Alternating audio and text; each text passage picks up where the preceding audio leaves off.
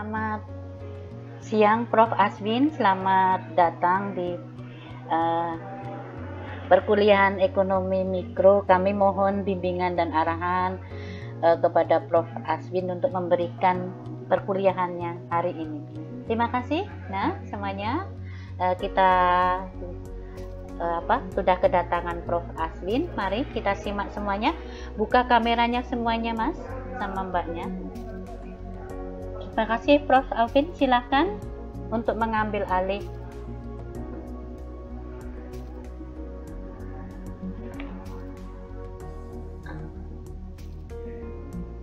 Tes 1 2. Iya, bisa suaranya jelas, Prof. Terima kasih, suara jelas.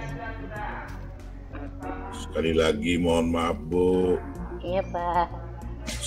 Baru ingat.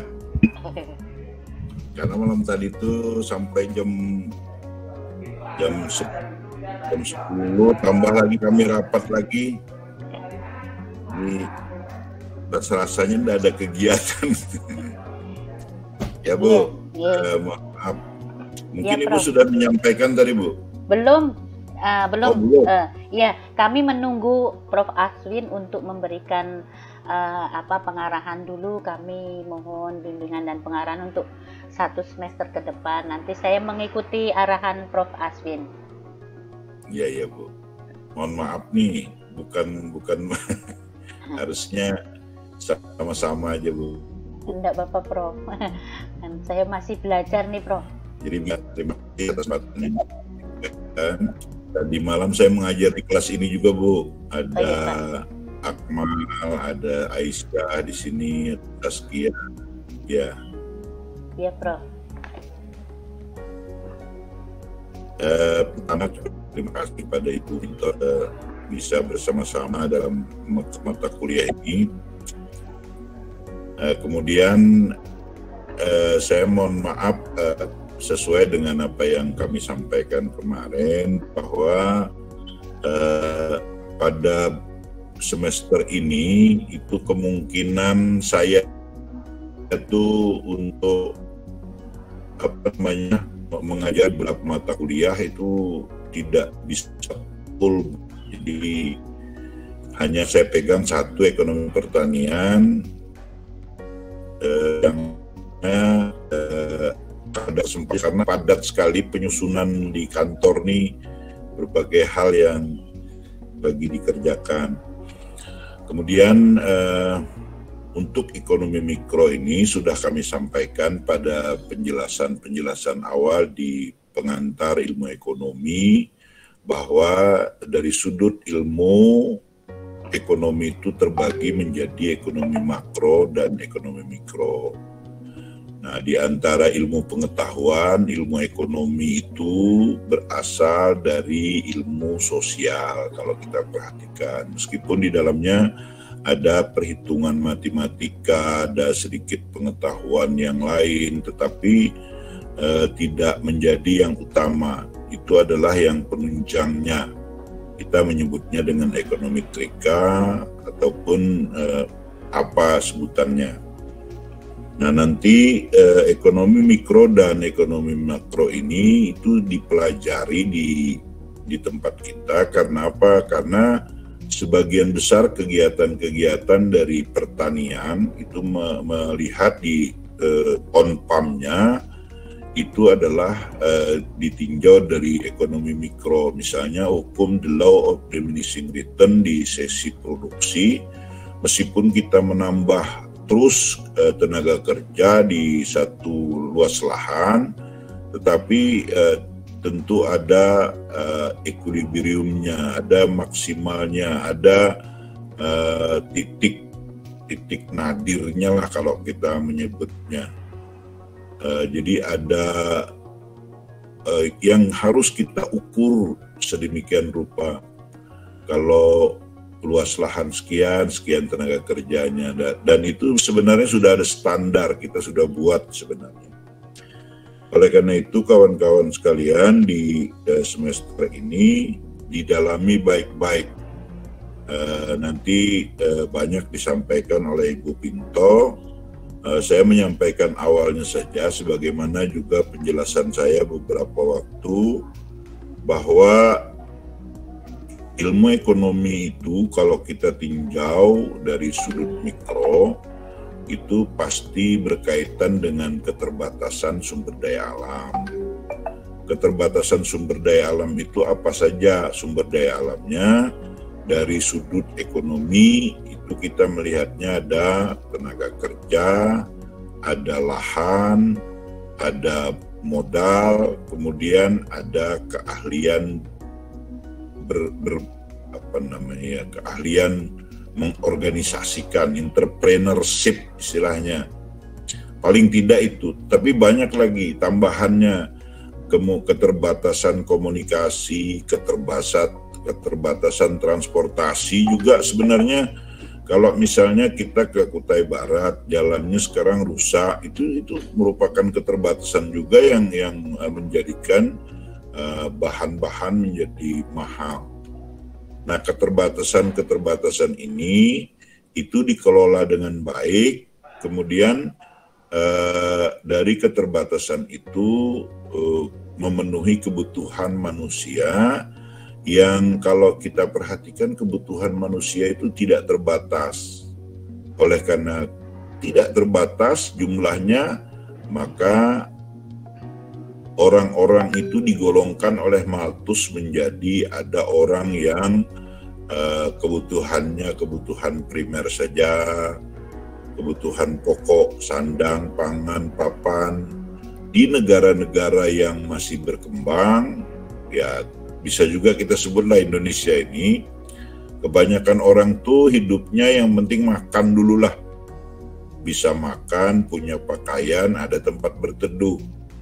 Tetapi di negara-negara yang sudah berpenghasilan baik, cukup tinggi, mereka itu sudah hal yang lain diperlukan. Perlu udara bersih, perlu jalan yang mantap, jalan tol, perlu kendaraan, perlu apalagi yang merupakan hal-hal yang sudah bagus.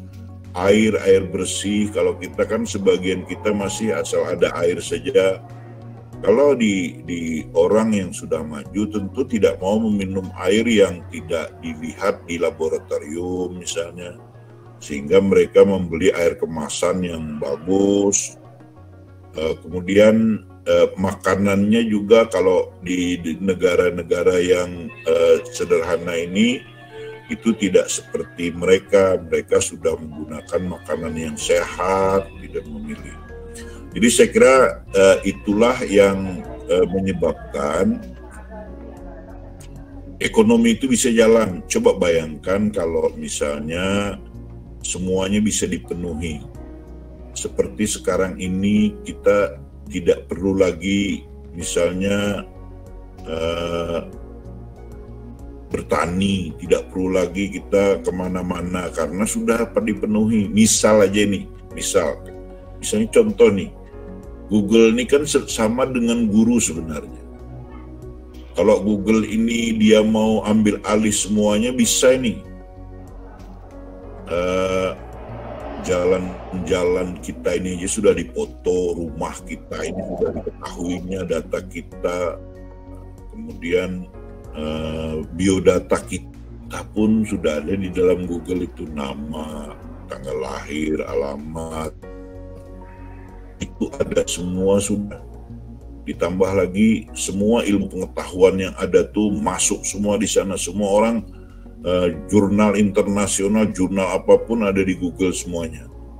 Nah, kalau di programnya misalnya untuk pengetahuan, untuk apa disesuaikannya semua dengan tingkatannya, tidak perlu lagi guru, tidak perlu lagi dosen, sehingga tidak berpenghasilan lagi semuanya. Tetapi kalau di negaranya mengatur, diambil alih oleh Google misalnya, dibayarnya semua, disediakan mobil, disediakan makanan setiap hari. Nah, lalu apa yang terjadi? Itu kalau misalnya semuanya bisa dikendalikan. Tapi karena ada keterbatasan sumber daya, maka kita bisa bergerak tadi. ada manusia yang ingin puas, manusia yang ingin menambah apa yang diinginkannya, itulah yang terjadi. Nah, oleh karena itu manusia-manusia yang ada di dalamnya yang kepuasannya tuh banyak, sementara sumber dayanya terbatas, itu kata Mankiw, Profesor Mankiw itu ada 10 prinsip yang beliau inginkan, beliau lakukan. Ya, prinsip-prinsip yang ada dari teori Mankiw ini, itu yang pertama kita lihat dibaginya 3 kelompok. Pak Arif yang pertama adalah bagaimana kita membuat keputusan. Kemudian bagaimana orang-orang berinteraksi. Dan yang ketiga, bagaimana suatu perekonomian itu secara keseluruhan bekerja. Yang pertama, bagaimana membuat keputusan. Ya, selalu saja setiap kita masuk, pengantarnya itu seperti ini. Antara scarcity ini dengan kebutuhan manusia itu perlu diingatkan kembali. Prinsip yang pertama dari kelompok yang membuat keputusan ini, di season ini, itu adalah kita harus selalu melakukan trade-off.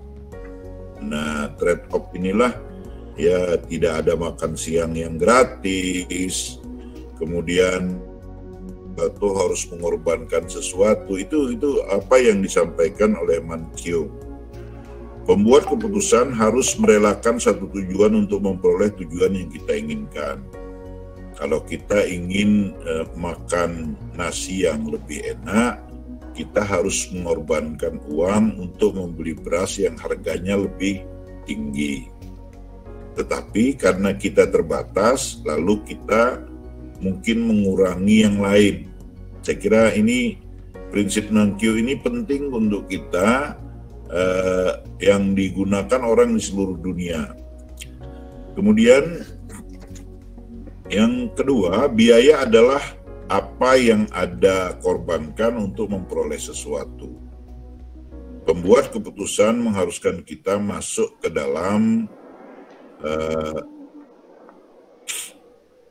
untuk selalu membandingkan manfaat dan biaya dari setiap melakukan pilihan. Kemudian yang ketiga, orang rasional itu berpikir secara bertahap, jadi tidak sekaligus.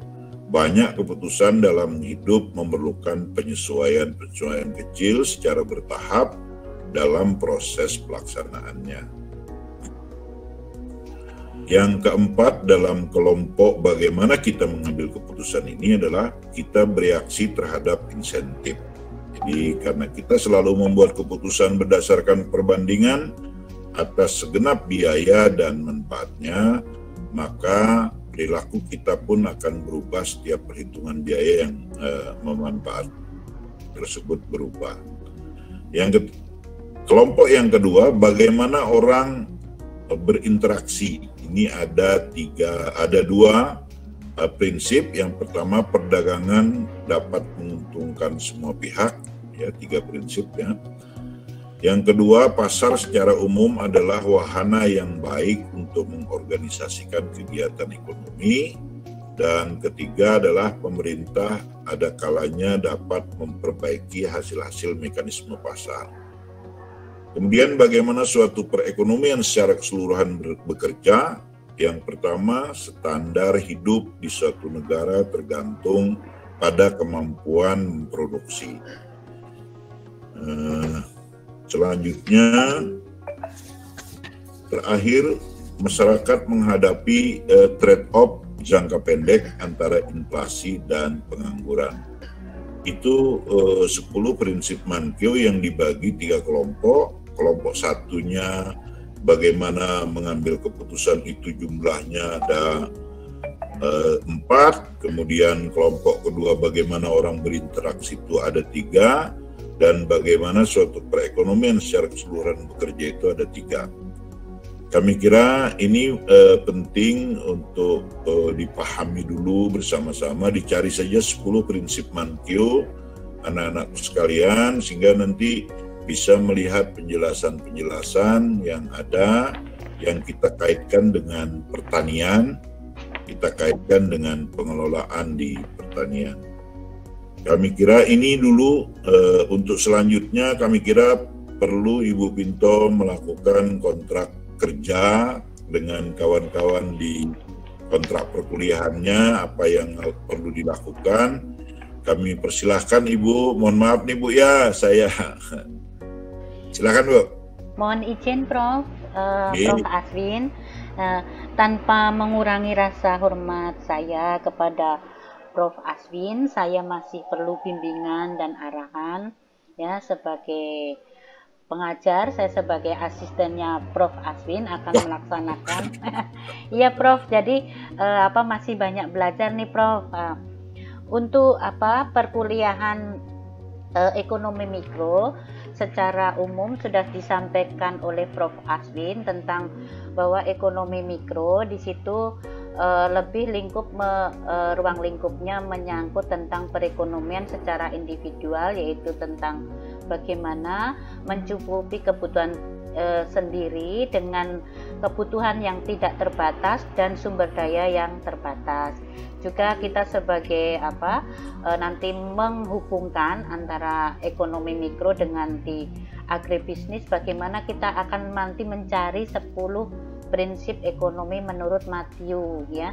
Jadi di sini memang tujuan pembelajarannya bagaimana memahami ilmu ekonomi secara mikro itu bagaimana kita belajar tentang distribusi, konsumsi dan produksi, juga perilaku konsumen dan struktur pasar. Tadi sudah dijelaskan secara Prof. Aswin bagaimana kalau kita tinggal di negara-negara yang maju, yang kita memerlukan atau biaya tambahan untuk mendapatkan barang yang berkualitas. Nah ini menyangkut tentang perilaku produsen, perilaku konsumen, dan juga di situ kegiatan distribusi. Nah, secara umum, Prof, mohon izin untuk kontrak perkuliahan memang direncanakan 16 kali pertemuan ya. Nanti sudah saya share nanti di Google Classroom tentang RPS sama penilaiannya itu memang saya selalu share Prof, mohon izin di Google Classroom itu nanti tugas di situ juga ini nanti karena saya record nanti saya laporkan juga ke LMS. Saya sudah membuat di mata kuliah LMS-nya lewat Learning Management System-nya Unikarta. Nah, untuk hari ini Prof mungkin kalau kontrak perkuliahan kita seperti biasa dalam satu semester 16 kali pertemuan dengan kehadiran itu 80% baru sebagai syarat untuk mengikuti ujian. Jadi mahasiswa bila berhalangan hadir, sakit ataupun punya kepentingan bisa untuk tidak hadir 2 kali pertemuan kuliah. Jadi masih 80% memenuhi syarat untuk mengikuti ujian semester.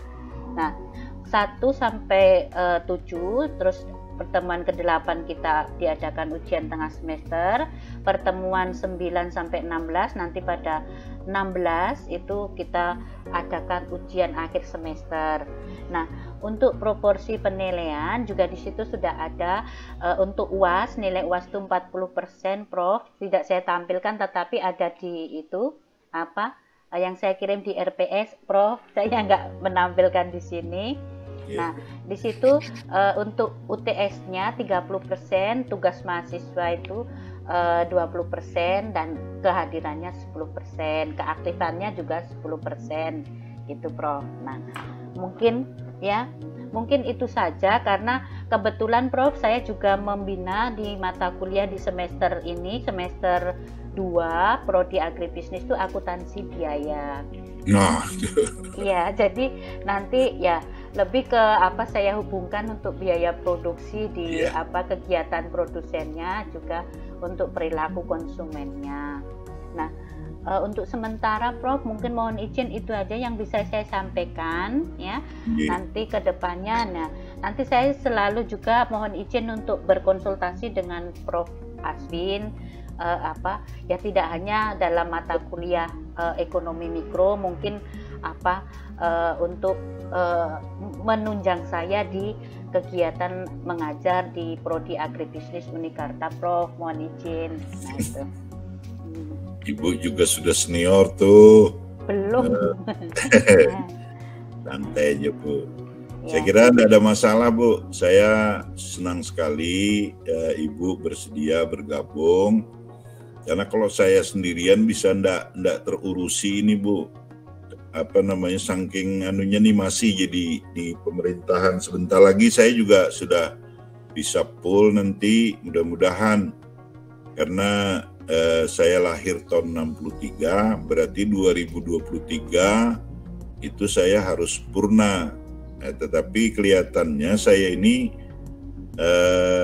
masih sehat, jadi pemerintah tuh masih berkenan untuk saya kembali mengajar. Nah, cuma karena saya tinggal di Samarinda, anak-anak masih kuliah di sini, satu orang. Saya mungkin ke Universitas Mula Warman, tetapi tidak meninggalkan Unikarta, kan seperti itu aja, Bu, anunya untuk bergesernya. Tapi kalau saya ke Unikarta, saya harus setiap hari ke Unikarta, nanti terlalu jauh anunya nih, karena saya lebih dekat dengan anak dulu, mungkin sekitar 2 tahun lagi, baru nanti saya balik ke Tenggarong. Mereka sudah silahkan aja mau praktek dokter di mana, silahkan aja. Jadi sudah sendiri. Kami kira seperti itu, Bu. Mudah-mudahan kita bisa terus bergabung. Saya senang sekali dengan Ibu, apalagi mengajar akuntansi biaya, akuntansi yang lain, karena saya tuh sebenarnya suka dengan itu, karena bisa melihat diri kita, jujur enggak kita ini. Nah, itu tuh yang saya lihat, belajar akuntansi itu mengajari anak juga bisa. Kalau disuruh belikan telur, minta notanya, minta kembaliannya. Tapi kalau orang sudah terbiasa tidak ada notanya, tidak mengembalikan, itulah nanti cikal bakal korupsi itu. Itu saya selalu ingat, selalu belajar seperti itu. Saya kira itu, Bu. Saya nih, silahkan Ibu aja kalau mau melanjutkan. Saya izin lip nih kalau misalnya Ibu melanjutkan. Oh, boleh, Prof. Ya, terima kasih, Prof. Ini suatu kehormatan saya bisa jadi tim teaching dengan Prof. Aswin. Jadi saya harus banyak belajar, Prof. Mudah-mudahan tetap berkenan, Prof, untuk membimbing dan mengarahkan saya. Ya, nah boleh silahkan, Prof. Nanti saya lanjutkan mahasiswa. Ya, terima kasih, Prof. Kehormatan untuk saya. Ya, anak-anak semua ya, nanti gabung lagi. Terima kasih. Assalamualaikum warahmatullahi wabarakatuh. Waalaikumsalam warahmatullahi wabarakatuh. Waalaikumsalam. Waalaikumsalam warahmatullahi wabarakatuh. Waalaikumsalam warahmatullahi wabarakatuh. Gimana, Bu, cara keluarnya nih? Pencet langsung ini aja, Pak. Prof, di yang telepon merah itu langsung live. Iya. Oke. Makasih. Assalamualaikum. Waalaikumsalam. Ini untuk hari ini mungkin cukup. Nanti pertemuan kedua baru kita akan membahas, ya.